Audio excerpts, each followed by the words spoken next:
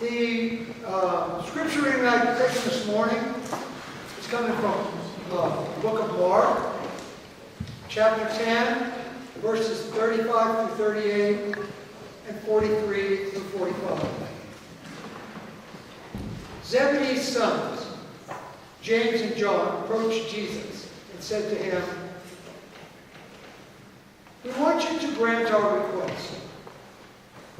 "What is it?" he asked. "See to it that we sit in places of honor, one at your right hand and one at your left, when you come to your glory." Jesus told them, "You do not know what you're asking.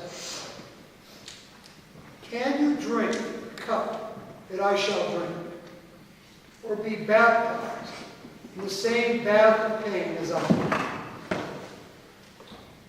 For anyone among you who aspires to greatness must serve the rest. Whoever wants to rank first among all of you must serve the needs of all. The Son of Man has not come to be served, but to serve, to give his life in ransom for the many." Please join in the Lord's Prayer.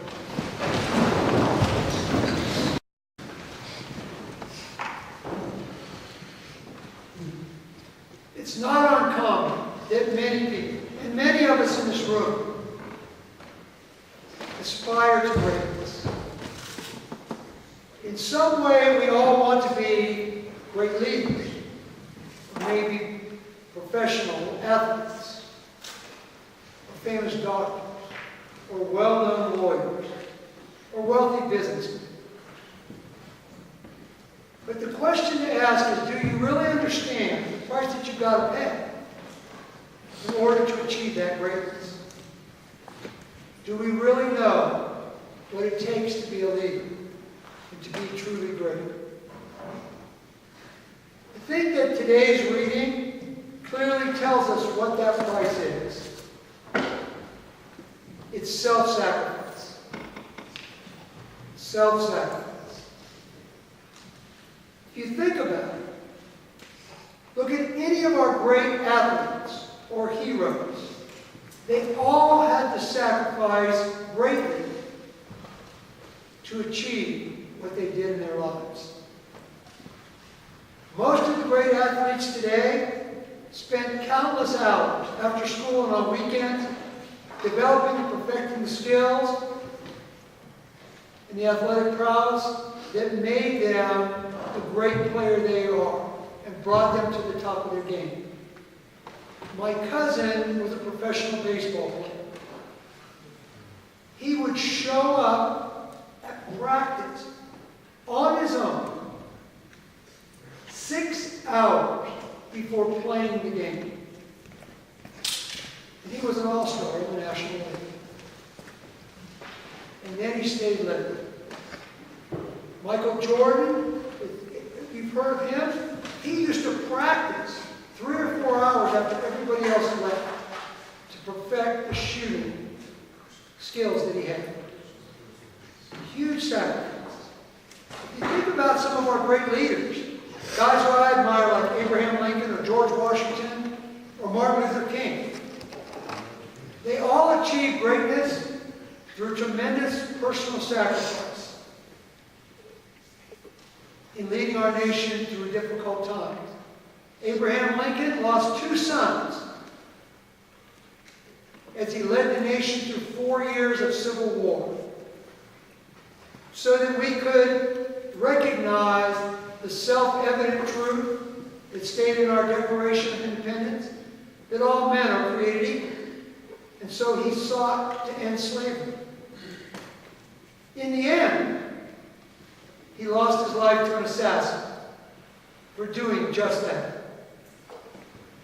You think about George Washington. Not very many people know this, but he paid out of his own money for the army, for their uniforms, for the muskets, for the food, everything. Over $160,000 in today's money. You can imagine how much that was back in his day. All to preserve the army and keep them together. If he hadn't done it, there wouldn't be an America. And even further, at the end of the revolution, when he had the opportunity, and all of the soldiers wanted to elect him king. I mean, a great leader, right? We want to make you king. He chastised them. He turned it down because he said, look, guys, we fought a revolutionary war for 7 years so that there would be no king. We have to serve the people we fought for. Martin Luther King suffered great attacks on his family, his home, his church, even losing his life to an assassin in 1964, all in order to lead a peaceful movement that ultimately ended segregation and discrimination in America. On my own personal note, from my time in Somalia, I'll never forget the personal sacrifice of 2 non-commissioned officers, Sergeant Sugar and Sergeant Gordon. Both of those guys gave their lives to go in after a downed helicopter pilot in the streets of Mogadishu on October 3rd, 1993.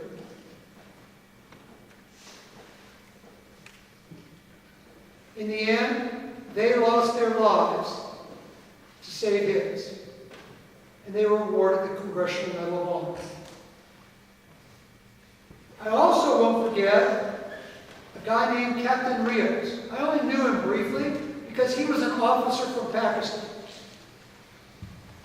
But in October, in June of that year, his company of 100 men got trapped in a huge ambush on a narrow city street in Mogadishu.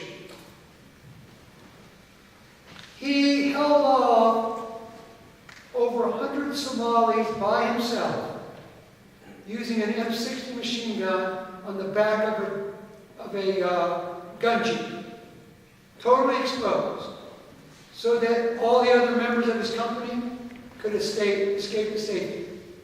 In the end, Captain Rios not only lost his life, but was hacked up for it. And so, the price of leadership and greatness is high. Us today, thank God, we don't have to pay the price that these guys paid. All we're simply asked to do is to do our best, to be the best we can possibly be, to work hard, to study, to care for one another more than ourselves, to work through the difficult times, and to be a positive role model and have a positive effect on other people. And most of all, respect yourselves and others. If you'll do this, your opportunities for greatness and success will be unlimited. The only cost is your time, your effort, your dedication to seeing the task through, and a positive, hard-working attitude. The question for you and I to answer for ourselves is, can you meet the challenge? Thanks.